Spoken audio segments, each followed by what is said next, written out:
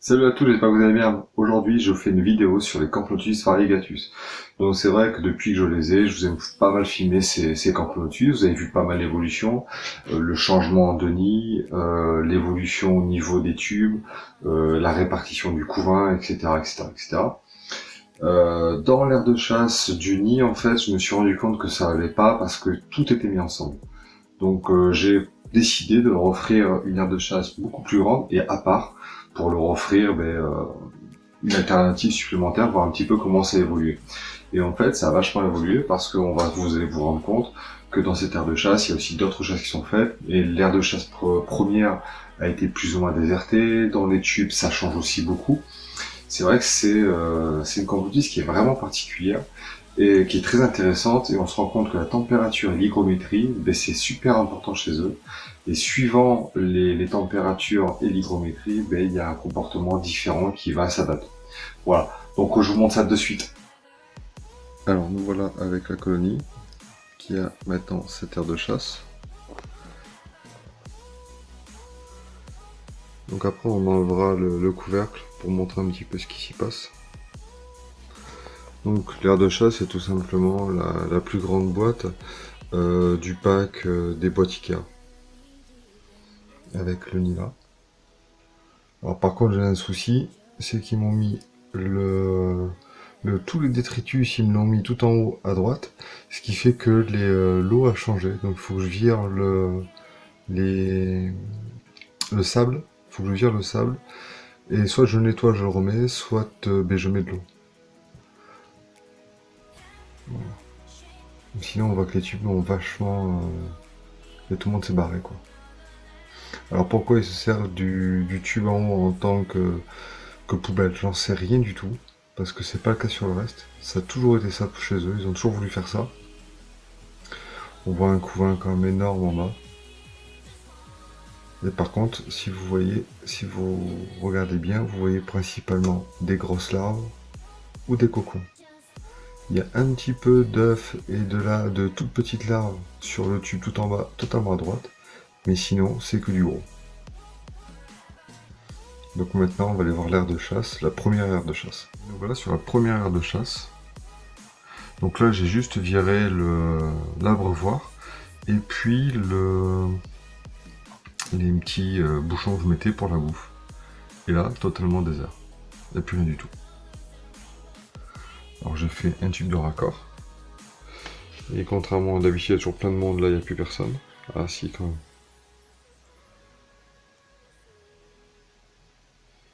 Il est intéressant. Là vous voyez une ouvrière qui vient se débarrasser d'un cadavre. Alors c'est bien, on voit bien le... Ah, j'ai bougé l'air de chasse, c'était une erreur à pas faire. On voit bien à travers ces boîtes, c'est ça qui est bien aussi, pas besoin d'enlever les couvercles et tout. Et là, regardez. Alors, elle me le faisait en première aire de chasse, et là, elle me le fait encore plus. Énormément d'ouvrières qui viennent protéger ce couvain. Donc là, on trouve principalement des œufs et des petites larves. Et dès que les larves commencent à atteindre une certaine taille, pouf, ça part. Alors, je me suis posé plusieurs questions à ce niveau-là. Et je pense avoir un semblant de réponse. Alors bon, bien évidemment, là j'ai touché, j'ai enlevé le couvercle, donc là c'est panique à bord. Donc le couvain est un peu bougé, il est un peu déplacé. Il va peut-être, si j'arrête de bouger, ils vont peut-être pas forcément le ramener au nid.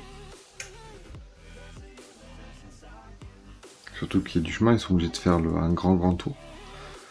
Alors par contre la colonie mange mieux, mais depuis que c'est comme ça, elle mange mieux. Je sais pas le pourquoi, mais ça mange mieux. Alors regarde un petit peu. Donc en fait c'est tout simplement, hein, pour voir, j'ai deux tapis qui sont quasiment du même wattage, c'est juste la dimension qui change, qui sont reliés à un thermostat, ce qui fait que dans les nids, dans les tubes, ici, dans les tubes, c'est pas forcément toujours là.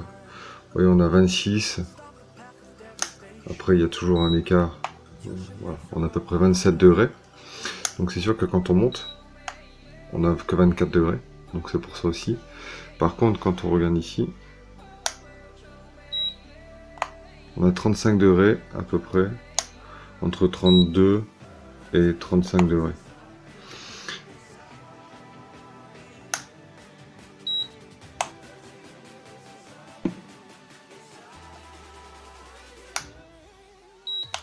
Voilà. 26 degrés, sachant que le top c'est dans les 27 degrés quoi, à peu près. Mais, en tout cas, c'est pas parce qu'ils sont qu'à 26-27 degrés, parce qu'il y a toujours c'est pas non plus fiable au 10e degré près. C'est pas pour ça que la colonie ne va pas bien, vous voyez. Vous avez vu l'évolution avec moi de cette colonie, et vous voyez bien qu'elle devient énorme. Et elle ramène le couvain là, je pense, le petit couvain, pour justement cette température bien plus élevée. C'est pour ça que j'ai fait en sorte que l'aire de chasse soit bien sur le tapis, enfin une partie. On voit quand même pas mal de choses. Il y a un gros groupement d'ouvrières et le couvain est là.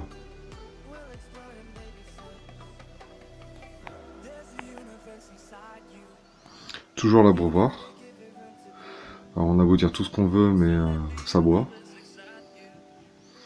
Et là, bon là aujourd'hui c'est insectes.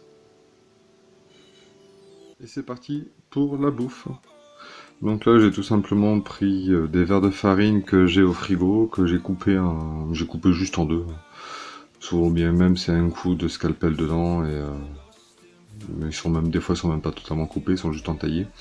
Ça les aide tout simplement, parce que c'est pas une espèce qui est agressive. Malgré tout ce qu'on pourrait croire avec le nombre et tout ça, quand je mets du vivant, ils y vont pas trop quoi. Ils y vont avec le temps. Tandis que dès qu'ils sont coupés, là c'est terminé, ça y va, là il n'y a pas de souci.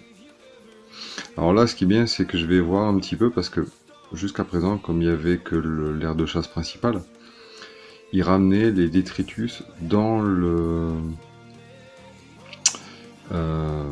tube. Donc là en fait, maintenant que je nourris sur l'autre grande aire de chasse, je voudrais voir un peu s'ils vont ramener les détritus jusqu'au tube ou s'ils vont se créer un petit détritus ici, dans une ou l'autre aire de chasse, on verra.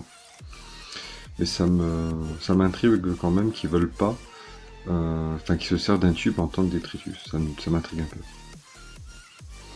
Alors, si on voit des choses intéressantes, hein, regardez, comme là-bas, un amas d'ouvrières, donc ils ont dû ramener du couvain, des œufs principalement, et pommes, ça fait un gros amas.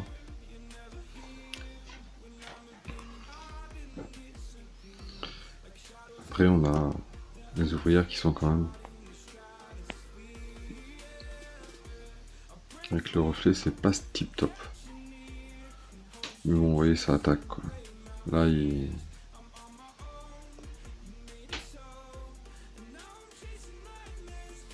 Oui, là il y a un verre qui est pas vraiment entaillé.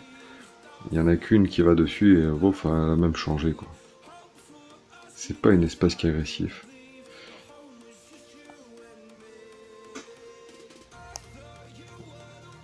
Toujours du coup là-bas.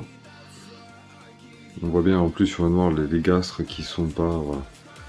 Ils sont pas maigres quoi. Voilà, bah c'était... je voulais vous montrer un petit peu la nouvelle aire de chasse, comment je l'organisais, comment c'était. Et puis voilà, vous montrer un petit peu aussi ce truc qu'ils ont de séparer le couvain. Principalement, je pense, pour une question de température.